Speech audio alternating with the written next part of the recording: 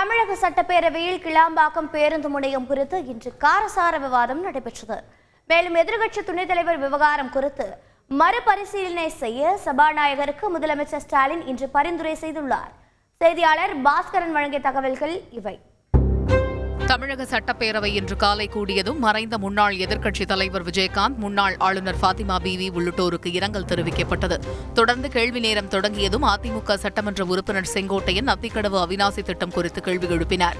இதற்கு பதிலளித்து பேசிய அமைச்சர் துரைமுருகன், அத்திக்கடவு அவிநாசி திட்ட தொடக்க விழா விரைவில் நடைபெறும் என்று தெரிவித்தார். பணிகள் பெரும்பாலும் முடிந்துவிட்டது, நடவடிக்கை எடுத்துக் கொண்டிருக்கிறது.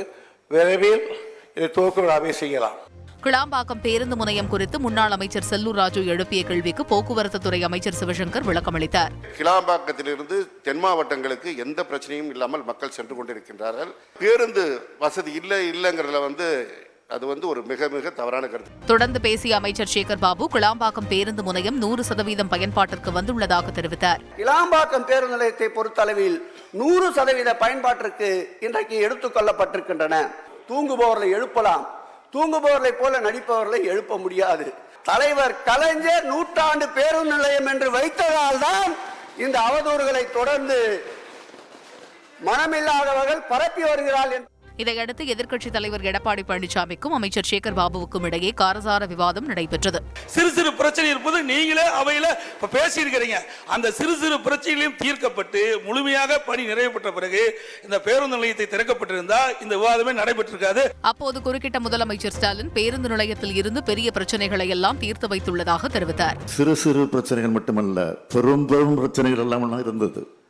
அதையும் தீர்த்து வைத்து தான் திறந்து வைத்திருக்கிறோம்.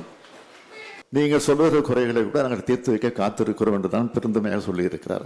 எனவே இதோடு இந்த பிரச்சனையை முடித்துக் கொள்ளுமாறு கேட்டுக்கொள்கிறேன். சட்டப்பேரவை எதிர்க்கட்சி துணைத் தலைவர் இருக்கை விவகாரம் தொடர்பாக அதிமுக தரப்பில் கவன ஈர்ப்பு தீர்மானம் கொண்டுவரப்பட்ட நிலையில் இதுகுறித்து மறுபரிசீலனை செய்ய சபாநாயகருக்கு முதலமைச்சர் ஸ்டாலின் பரிந்துரை செய்தார். எதிர்க்கட்சி தலைவர்கள் எடுத்து வைத்திருக்கக்கூடிய கோரிக்கையை மறுபரிசீலனை செய்து அதற்கு ஆவணம் செய்யுமாறு தங்களிடம் நான் உரிமையோடு கேட்டுக்கொள்கிறேன்.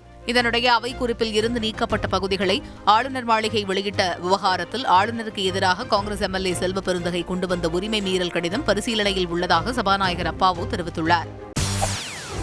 செய்திகளை உடனுக்குடன் தெரிந்து கொள்ள உடனே சப்ஸ்கிரைப் பண்ணுங்க.